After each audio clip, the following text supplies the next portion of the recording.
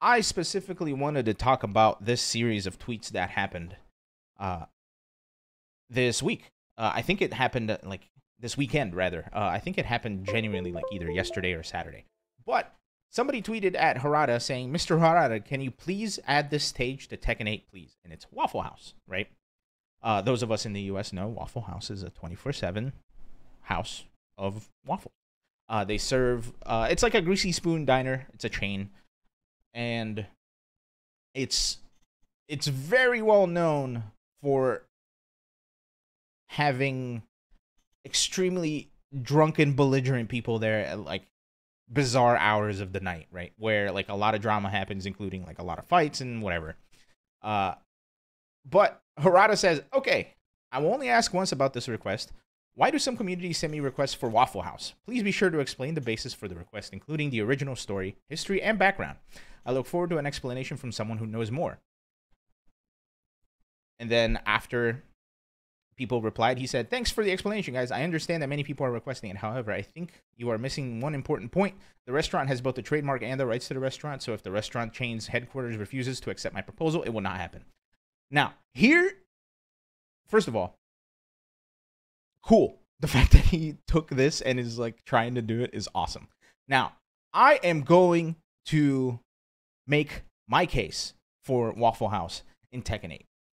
As I've said, 24/7 chain where in the very like weird hours of the night between 2 to 5 a.m., a lot of belligerent, drunk, crazy shenanigans happens.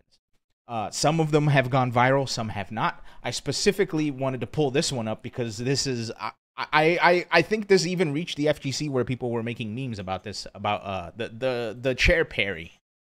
All right, if you noticed Waffle House trending on Twitter this morning, ooh, this is why. Look at this.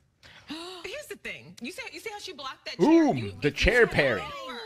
Been to a Waffle House, okay? You know, you don't mess with the employees. And I'm The not chair talking about parry. one, it's polite. That is so sick, dude. Whoever that lady is, I hope she got like a huge raise from Waffle House because A, having to work under those conditions is absolutely awful.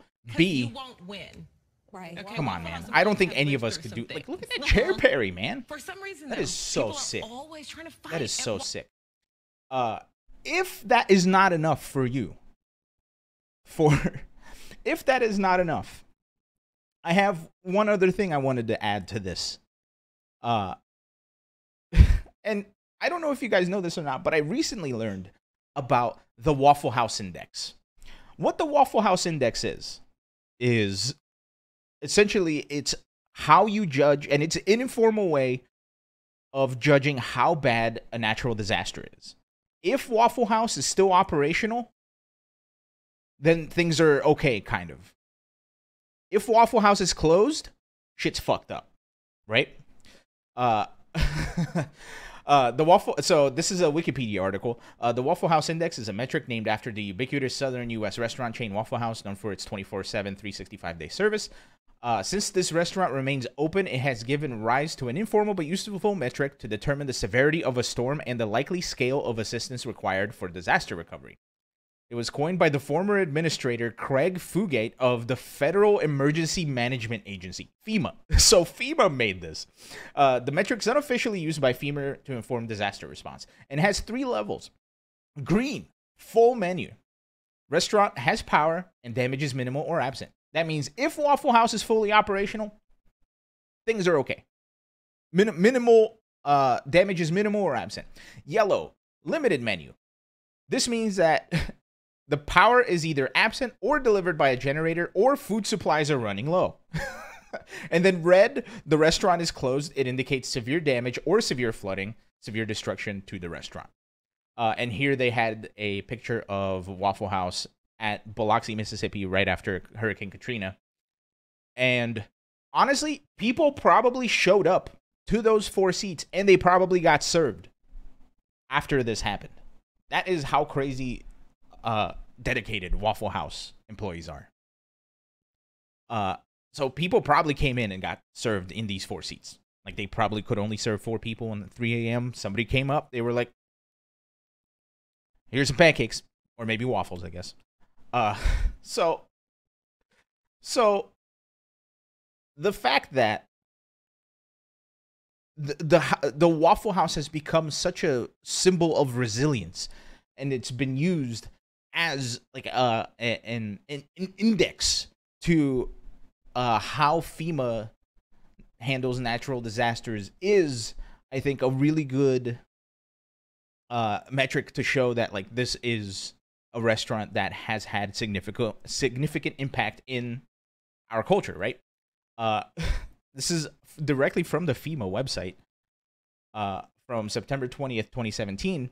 Over the years, there have been several news articles that come out about a little something called the Waffle House Index. This index is pretty ingenious. It relies on the open or closed status of a well-known diner chain in disaster-affected areas. The index itself isn't just about whether or not you can get pralines on your waffles or if you can get waffles at all, but rather about the damage in the neighborhood. If Waffle House can serve a full menu, they've likely got power or are running on a generator.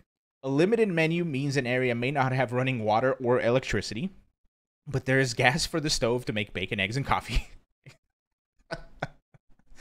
Like, there is a very, very significant impact that the Waffle House Index has had in culture, in American culture. And there's a very significant impact Waffle House itself has had in culture just by being a place where people congregate at, like, bizarre hours of the night when you're really fucked up, right? I've never been to a Waffle House, but I assume it's much like any other like greasy spoon diner that's 24/7, where like it's not the most comfortable, but it's food when you really need it, when you're really fucked up, right? So, Harada, Michael Murray, wherever you all may be, if you can hear me, Waffle House is a worthwhile restaurant to be a stage in Tekken for fighting. My hope is that Waffle House sees this generated excitement for their establishment in a fighting game and goes with it. But it's in Waffle House's ball court. The ball is in Waffle House's court now. So whatever way they decide to play it is the way they're gonna play it. But my hope is that they see how much the restaurant itself has affected culture and how much we want that culture represented in our games. So that's why I want Harada-san and Michael Murray-san and everybody over at Tekken and everybody at Waffle House to agree to this, so that we can have Waffle House in Tekken 8. That'd be pretty sick.